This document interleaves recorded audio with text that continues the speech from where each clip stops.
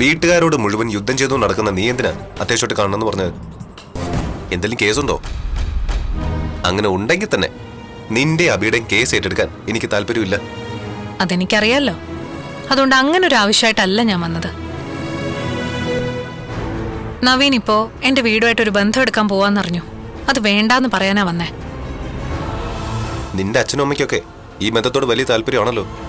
പിന്നെ നിനക്കെന്താണ് ഒരു എതിർപ്പ്? നവീന് കാര്യങ്ങളൊന്നും അറിയില്ല. നന്ദുനൊരു പ്രണയമുണ്ട്. ഏയ്, എനിക്കങ്ങനെയൊന്നും തോന്നിയിട്ടില്ല. ഉണ്ടെങ്കിൽ അവള് പറഞ്ഞേനല്ലോ. അവൾക്കത് പറയാൻ പറ്റില്ല.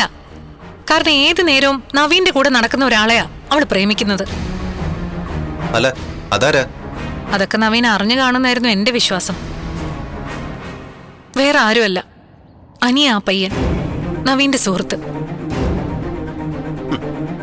നിന്റെ മുന്നിലൂടെയാ നന്ദു അബിയെ അറസ്റ്റ് ചെയ്തുകൊണ്ട് പോയത്.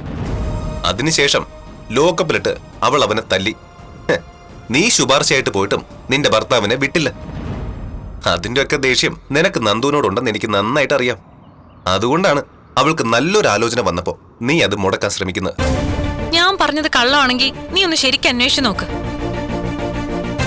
നന്ദു അനിയും തമ്മി കാണാറുള്ള ഇവിടുത്തെ ചില റെസ്റ്റോറൻറ്റ്സ് ഒക്കെ ഉണ്ട്. അതിന്റെ പേര് വേണമെങ്കിൽ ഞാൻ പറഞ്ഞുതരാം. അവിടെ പോയി അന്വേഷിച്ചു കഴിഞ്ഞാൽ അവിടുത്തെ സ്റ്റാഫ് തന്നെ പറയും അവര് തമ്മിലുള്ള ബന്ധത്തെ പറ്റി. ഈ അടുത്ത സമയത്തെ നന്ദുവിനെ അനിയെയും പിന്നെ അവരുടെ കൂട്ടുകാരെയൊക്കെ കൂട്ടി ഞങ്ങള് പൊന്മുടിയിൽ പോയത് നീ അറിഞ്ഞില്ലായിരുന്നോ? അന്നൊന്നും അനിയും നന്ദു ഇതേപ്പറ്റി പറഞ്ഞില്ലല്ലോ. അവരുടെ കൂട്ടുകാരും പറഞ്ഞില്ല. അതൊക്കെ എന്തുകൊണ്ടാണെന്നൊന്നും എനിക്കറിയില്ല. ഒരുപക്ഷെ കോടതിയിൽ അനിയെ 2 തവണ നവീൻ രക്ഷിച്ചില്ലേ? ചിലപ്പോ അതുകൊണ്ടായിരിക്കും അവർക്കത് തുറന്നു പറയാൻ പറ്റാത്തത്.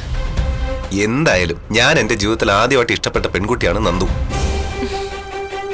അതുകൊണ്ട് ഇനി അവളെ വേണ്ടാന്ന് വെക്കാൻ പറ്റില്ല. എന്റെ അച്ഛൻ ഉടനെ എത്തും. അച്ഛൻ വന്നു കഴിഞ്ഞാൽ ഒരാഴ്ചക്കകം നിശ്ചയം.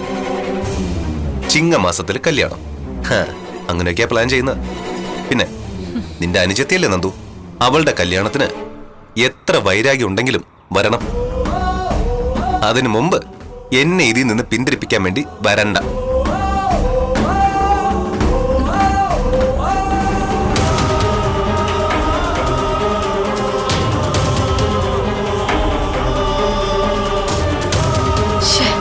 കാര്യങ്ങൾ കൈവിട്ടു പോയല്ലോ.